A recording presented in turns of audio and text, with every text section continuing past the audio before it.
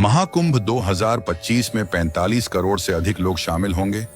कुंभ का अर्थ है कलश, जो अमृत से भरा होता है।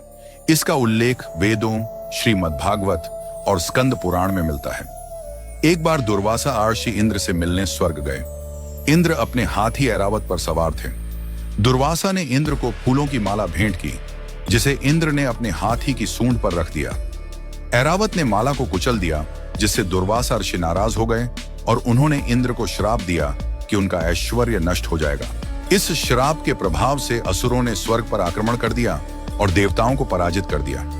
देवता ब्रह्मा जी के पास गए, जिन्होंने उन्हें विष्णु जी से सलाह लेने की सलाह दी।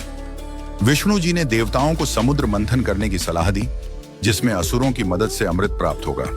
देवताओं और असुरों ने मिलकर नाग को रस्सी के रूप में उपयोग करते हुए समुद्र मंथन शुरू किया। मंथन से कई चीजें निकली, जिनमें सबसे पहले विष निकला, जिसे शिव जी ने पी लिया और नीलकंठ कहलाए। इसके बाद कई रत्न, लक्ष्मी जी और अंत में धन्वंतरी अमृत कलश लेकर प्रकट हुए। असुर अमृत कलश लेकर भाग गए, लेकिन विष्णु जी ने मोहिनी रूप धारण करके देवताओं को अमृत पिला दिया। 12 दिनों तक देवताओं और असुरों के बीच युद्ध हुआ। इस दौरान इंद्र के पुत्र जयंत ने अमृत कलश को हरिद्वार, उज्जैन, नासिक और प्रयागराज में छुपाया। इन स्थानों पर अमृत की बूंदें गिरने से नदियों का जल अमृतमय हो गया।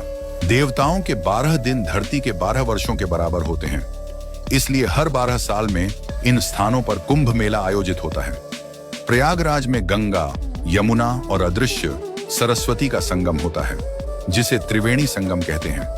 यहाँ स्नान करने से पापों का नाश होता है। प्रयागराज को तीर्थों का राजा कहा जाता है, जहाँ एक डुबकी से 100 गुना अधिक पवित्रता प्राप्त होती है।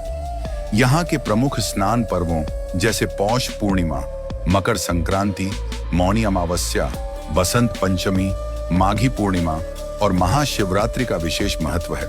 महाकुंभ में स्नान करने का यह अवसर पापों से मुक्ति और मोक्ष प्राप्ति का मार्ग प्रदान करता है। देवताओं के साथ स्नान करने का यह शुभ अवसर सभी को आध्यात्मिक लाभ प्रदान करता है और यह पवित्र स्थान सभी तीर्थों का राजा कहलाता है। मान्यता है कि यहाँ एक डुबकी लगाने से 100 गुना अधिक पवित्रता प्राप्त होती है।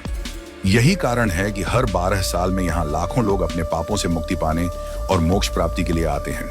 महाकुंभ के समय प्रयागराज में बड़े पैमाने पर व्यवस्थाएं की जाती हैं, जहाँ दुनिया भर से आए श्रद्धालु ठहरते हैं। यहाँ धार्मिक गतिविधियों के साथ साथ सामाजिक सेवा भी की जाती है और संकीर्तन जैसे कार्यक्रम आयोजित करते हैं, जिससे आध्यात्मिक वातावरण और भी अधिक पावन हो जाता है।